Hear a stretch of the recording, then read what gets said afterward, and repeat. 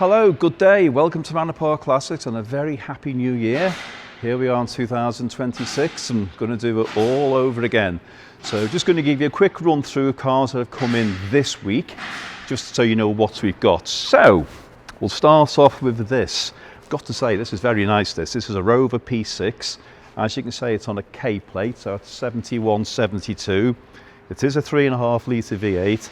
And it is in, I believe, to be russet brown. So that is a lovely car with tan leather. Not going to tell you it's perfect, but it's very nice. So this is worth coming to have a look at.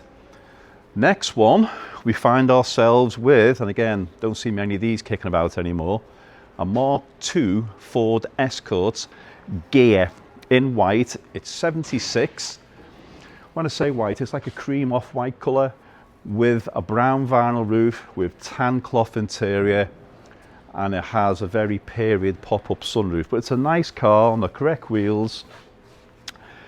It's very straight, it's very nice, chrome is good. It does have some spare wheels in the boot, I believe, and there's some parts for it in a box on the back seat. So this is a car that's been well cared for and has come for the auction on the 14th of February. Then we move along to a Mini.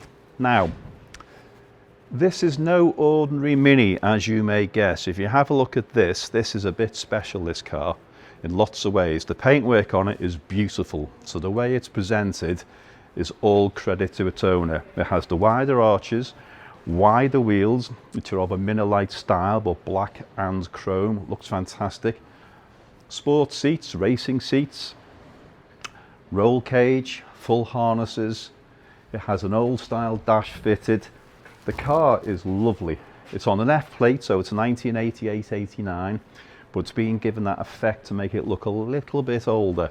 It's debumpered, central exhaust, all the right stickers, per-spec side windows with the sliders. Just everything about this is just right. It's a fun car. This is something you need to have a look at, have a read, look at the web, and it'll tell you a lot more about it than I could ever tell you. A few more to look at, but before we do, we're going to shoot across to our friends at Barron's and see what they've got for us. So Lewis, over to you. Hello, all you lovely people. It's me, Lewis, once again down at Barron's in Southampton, and we've got a glut of cars to show you that are coming up for our auction very soon. And we're going to start straight away with this 1988 Daimler 3.6.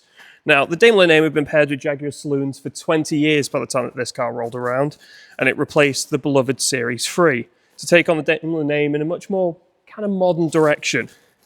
You know, when we think about it now, the 7 Series and the Beamers are all dominant, but at the time where this came out, the rivalry was quite close.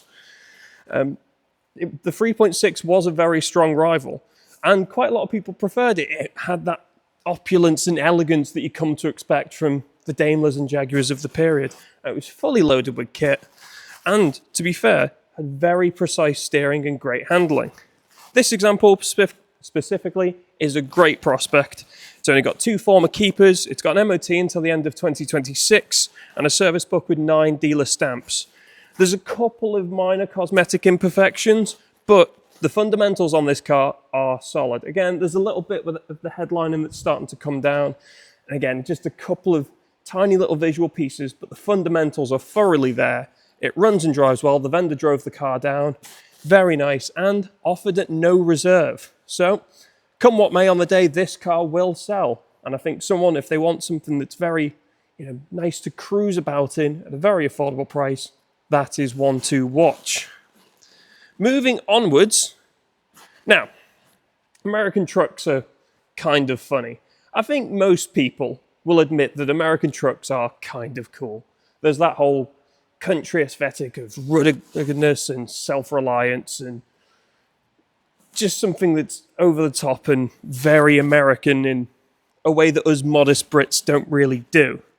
However, living with one isn't exactly great. They drink like an Irish wedding. They're absolutely huge. If you meet a tractor with an angry farmer on a country road, you've had it. They're just not particularly practical to live with. However, I am proposing a solution with this. This is a 1991 Ford Ranger XLT. Now, obviously the main issues I mentioned, one, most of the American trucks are far too huge to be practical. The Ranger was kind of the baby of the Ford truck range. Again, if you look at it next to the Jag, it's not actually that big, you know, when you compare something stupid like an F-150. So it's actually very practical to drive in this country. You can fit in a Tesco car park. And also, 2.3 litre Pinto engine. Sure, it doesn't have quite as much grunt as the massive V8s, but much, much, much nicer on your wallet. And it's a good engine. It's got plenty of grunt for what it wants to do. They run really well.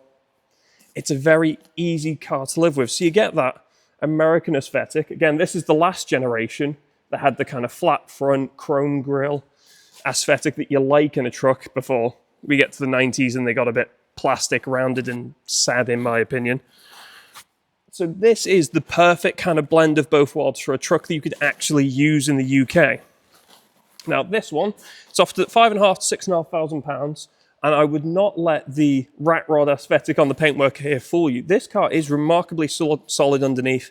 If you get a chance, go onto our website. We take pictures of underneath the cars. So I believe in the next couple of days, there's some pictures that should be going up of underneath. And it is remarkably solid. Again, there's bits of rust cosmetically through the outside that come around it. But the fundamentals, again, like I said with the Daimler, are quite solid. I'd have a look at those underneath pictures. It's got an MOT that runs until, if I can find it on my notes. Oh, a bit of a loss here. I did write it down. September, that was it. It's got an MOT until September, so peace of mind there. It runs well. The guy drove it down. The interior is as it should be. It's nice in there. There's not too much history with this. The odometer shows 23,000 miles. This car came into the UK in 1996, so it spent most of its life here. And again, while we can't guarantee, because it's a 5-digit odometer, that it hasn't ticked over, I had a look through the MOT histories, and up from when it was digitized in 2005, this has been on the same odometer reading. So it's done less than 20,000 miles in the last 20 years. And again, £5,500, £6,500. Whether you want to get something that has that kind of rattish aesthetic, you know, that some people like to go for, or if you're getting it this cheap, you could do the paintwork. If you're able to do a bit of welding yourself, sort the little imperfections out in the bed, and you'd have a very desirable, very usable truck. Moving onwards, now this is something I absolutely love. And if you want to find out a bit more about my extreme passion for this Jag and why I like it quite so much, we did a lovely video over on our TikTok. If you search up on TikTok or on Instagram, Barron's Manor Park, we did a video on this, and I absolutely fell in love with it, despite it not being the usual definition of what I kind of go for, except for being a Jag. Everyone knows I'm fond of a Jag. £7,000 to £8,000. This one, it's done 81,000 miles. It's got an MOT until July of 2026 with no advisories. And this one is a bit special. It's not just the bog standard XE, it's the XE S, which was the performance model meant to rival the kind of, you know, BMWs and Audis of the lines that you get. But not only is this the performance model, it had a stage 1 remap, which put this engine up to 380 brake horsepower and 0 to 62 in a mind-blowing 4.2 seconds in a saloon Jag. It's nuts. I've had this out for a little drive that we did for the video.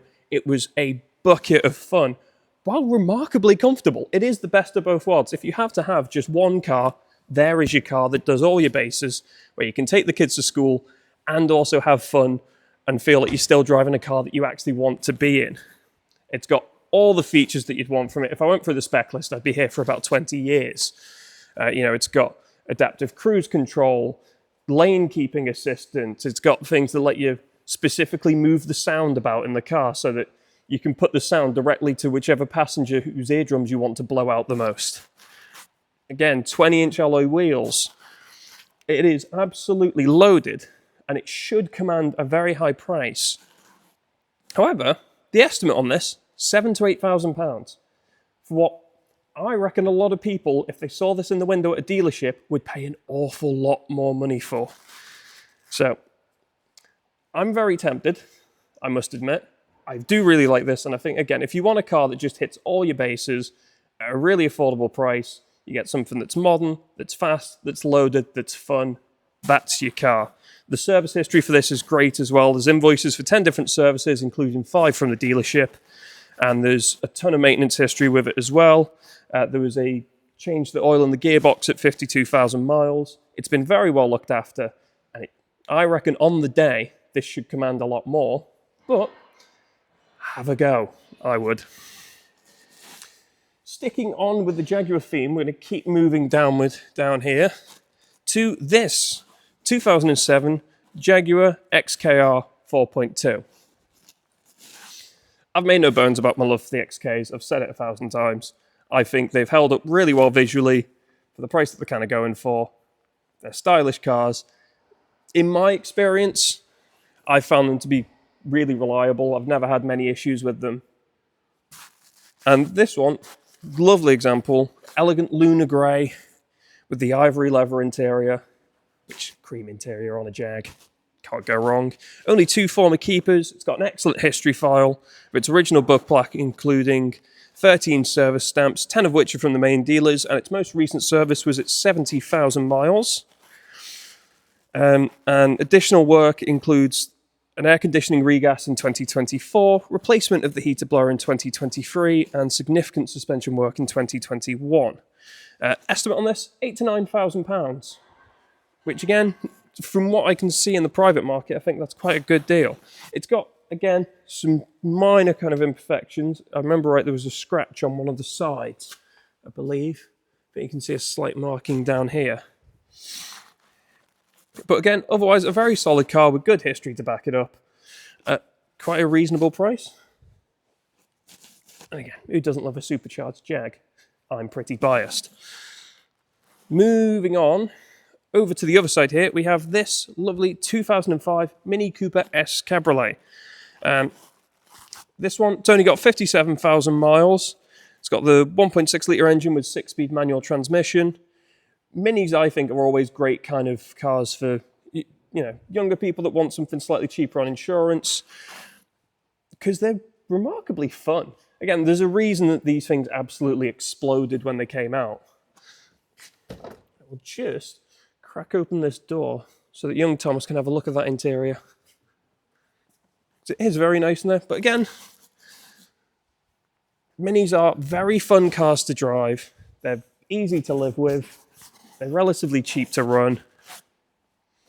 And again, a nice convertible. It's all your bases in the summer. Get the roof down, go down some country roads, have a bit of fun with it. And the S as well. It's in that cool blue metallic with matching blue convertible roof. It's got a very good service history with 13 stamped entries, and the most recent oil service was in December of 2025 at 57,000 miles. The MOT on this, nice long MOT till December of 2026, so you don't have to worry about that. Only 4 former keepers, and it's a nicely spec'd example as well. It's got the xenon headlights, satellite navigation, rear parking sensors, heated front screen, and the nice alloy wheels as well. It's got 2 keys and the V5 that come with it. And again, overall, a very strong, very well presented Cooper S Cabriolet that will be a bunch of fun to have. Again, if you don't want to blow the bank out to get yourself a fun little car to drive about in to match your SUV that you use to take the kids to school, quite a solid bet.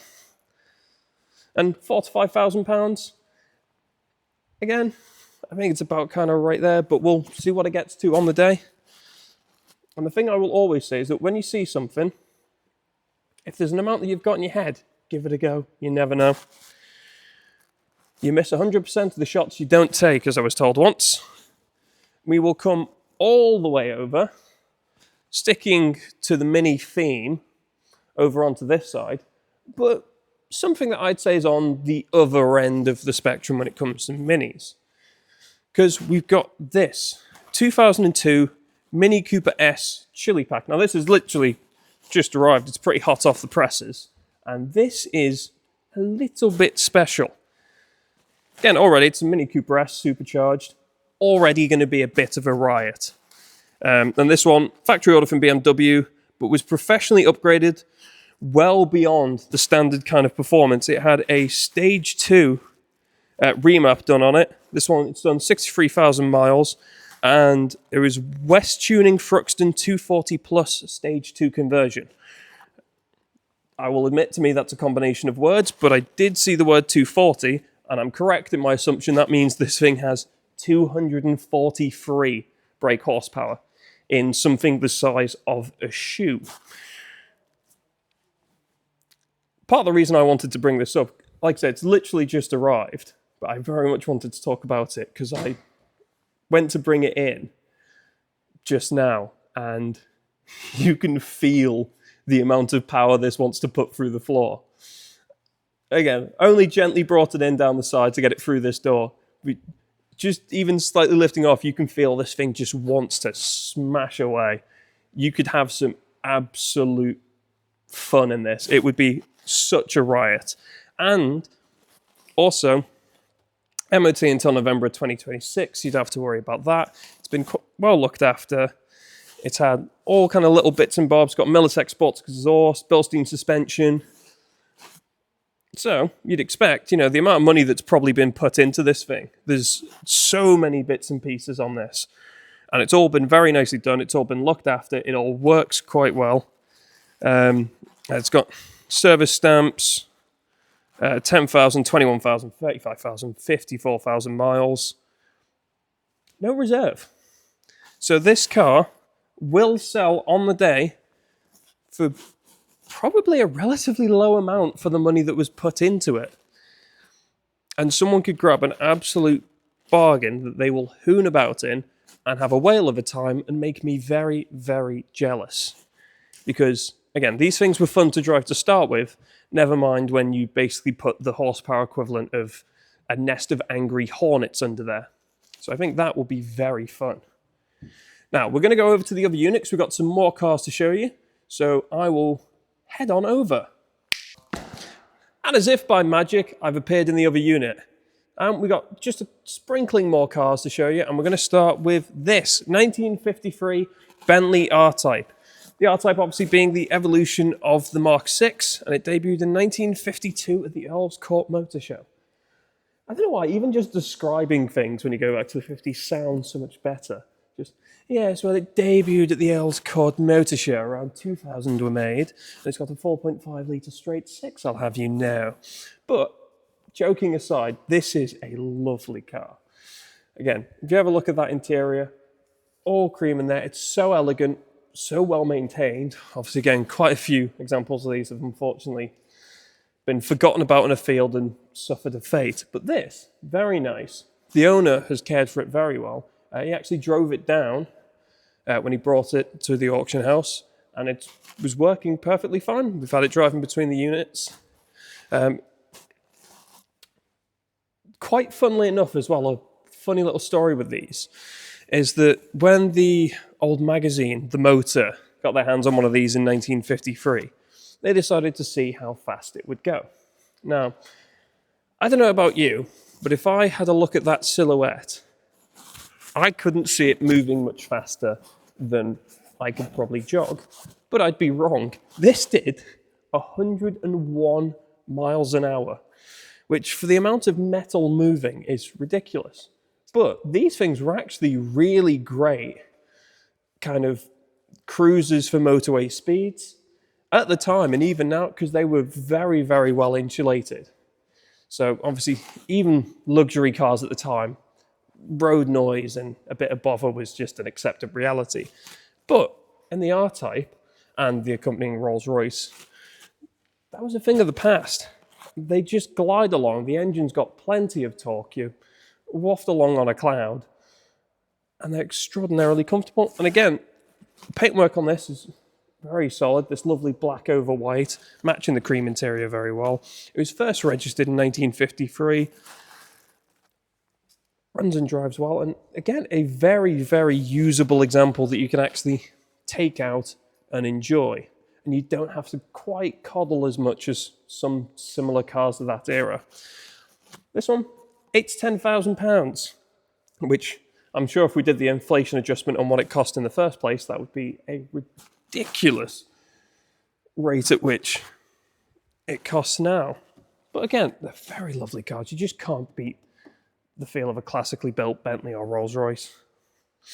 Moving onwards, this is quite the hard left pivot, so to speak, when it comes to topics. But obviously, everyone now is familiar with a good Scooby, whether it's, you know, my kind of generation that first learned them through video games like Gran Turismo, or car films that have gradually become less and less about cars, not naming names, or seeing a few of our mates stand on a cold, cold winter morning in a car park because we had absolutely nothing better to do.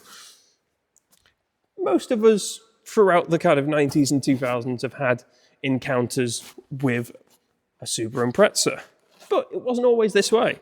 This is a 1999 Subaru Impreza Turbo 2000, and this model was the first generation of Impreza to come to the UK, and it was a game changer. You know, we're talking at a time when a Lancia Delta Integrale would cost you £25,000, where a Escort Cosworth would cost you £22,000, £23,000. The Impreza, similar performance for £18,000. And to be fair, even today, in terms of your smiles per pound, the Impreza is a very good deal.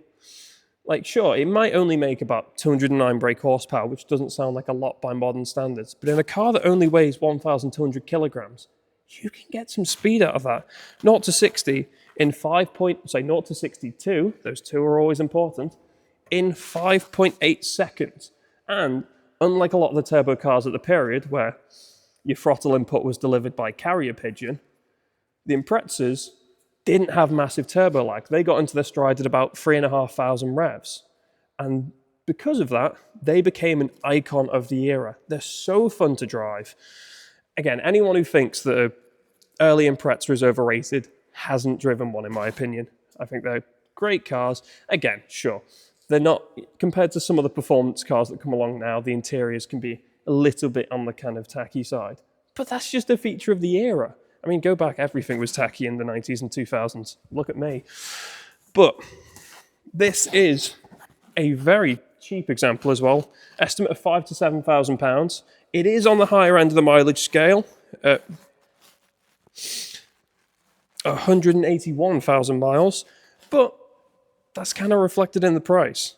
It's MOT'd until June of 2026, so it's been well looked after. It's recently had new brakes. It runs and drives well. It's fitted with a immobilizer. And also, funny little detail, if Tom wants to come in and have a look at these lovely bronze wheels.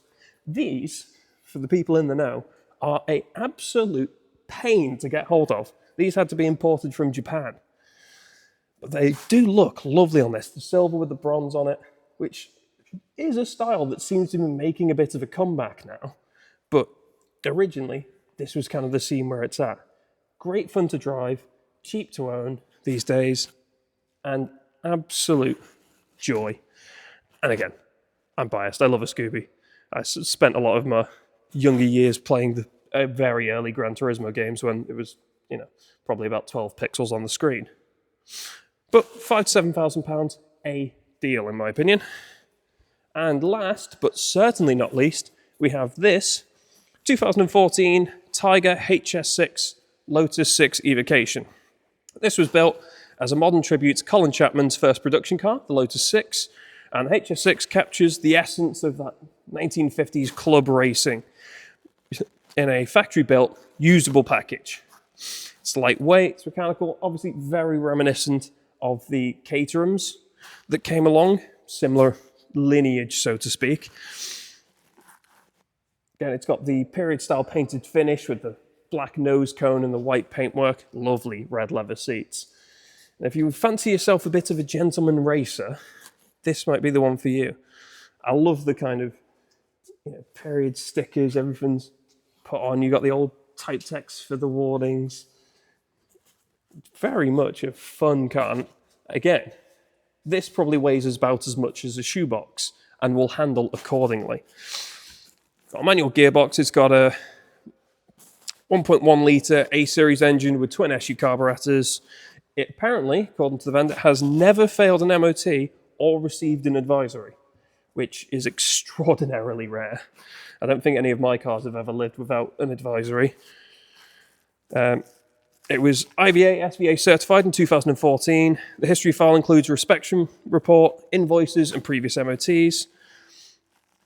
Again, it's quite rare to come across an Evocation like this for the Lotus 7. It's ideal for rallies, track days, or if you just want to go around some B roads. If you live somewhere with some lovely kind of B roads, you can nestle around and wind through some corners. I mean, there was a place I used to live in North Wales where there was a track I used to love going on that wound through the hills. You start off in this lovely big straight that was you kind of within the speed limit, of course. We've got to be within the speed limit. But it was tons of fun to wind through the hills, and something like this would take that experience and just take it to the next level. Again, whether you want it as a toy, as something to show off at meets, or as something to actually genuinely take out and enjoy, 10 to 11,000 pounds, you'll have a lot of smiles for that. And that is it from me. So if you're interested in any of the cars that I've shown today, have a look on our website or give us a call. We're more than happy to provide any more information you'd like. And come on down to the auctions, see what things go for. But for now, that's it from me, and I shall hand back up to my learned colleagues up north. Right, thanks for that, Lewis. Some nice cars down there, by the way, guys. Let's have a good look at those. Right, moving on to what we've got up here.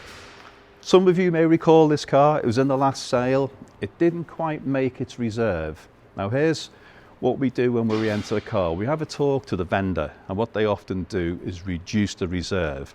Now, the vendor has decided to reduce the reserve on the car, but bizarrely, it is now very, very close to what it made in the last sale. So this car is somewhat of a bargain. And for those who can't remember, it's an XJS, but it's a Le Mans edition, which is a very rare car, very limited number of them made, and they were all numbered, as is this one. British Racing Green, fantastic leather with the green piping. But again, come and have a look at it. The car would appear to be as it left the factory, with the lattice style wheels, everything it should be, you know, even down to the driving lamps, the twin headlamps. The car is beautiful. That's a bit of a bargain for somebody, that. Then we move on to this. Now this again is a rarity. A Toyota Celica convertible. Need to have a look at this, guys, because I don't think you could find yourself a more reliable, well-priced convertible to have some summer fun with. Great car. It's automatic, two-tone leather seats, got a body kit on it, blue calipers.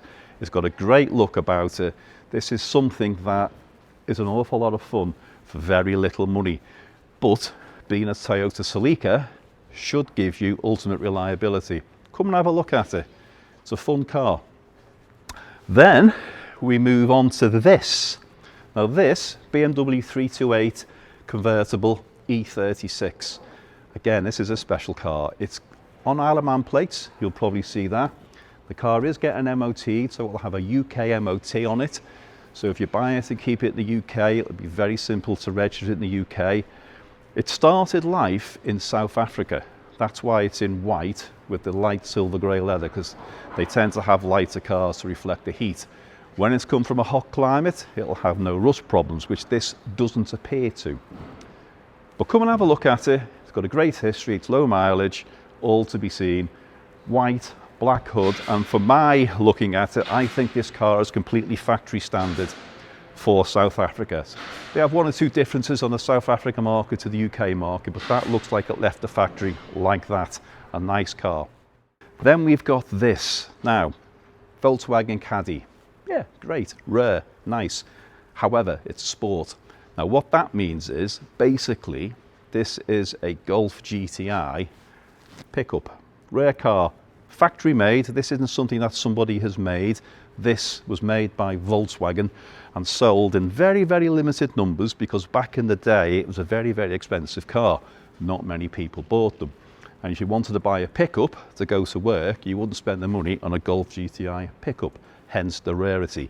That makes it brilliant news today. Exceptionally rare, very nice, I have to say. And again, I believe it to be factory standard, but come and have a look and see what you think. But it's a very, very nice car. And then this one that we've got in, Ford Escort Mark 1. Now, some people might think, ooh, it's an RS 2000. It looks like one. The wheels, the stripes, the colour. It's not. It's a 1300L, or was. So that's what it started out as. It's got different seats in it, not 1300L seats and not Mexico or RS 2000 seats, but it does come with another set of seats. So what you've got with this is all the appearance, all the looks, but none of the cost. So this car is going to be so much cheaper than the original item, but it looks the part. So if you wanted something to run around in that looks really good, that will turn heads as a show, and you won't be a little bit paranoid about leaving it somewhere if you paid 40,000 for your RS 2000 or thereabouts, this could be the car for you. This will be in a sale yet again on the 14th of Feb. And just before I go, one has just rolled in while I've been talking to, and we'll go and have a look at that. And if you look up there now, we have some lovely words, and you can see a collection of motorbikes that the guys have got. But the boys will tell you more about the motorbikes in due course. This is just rolled in.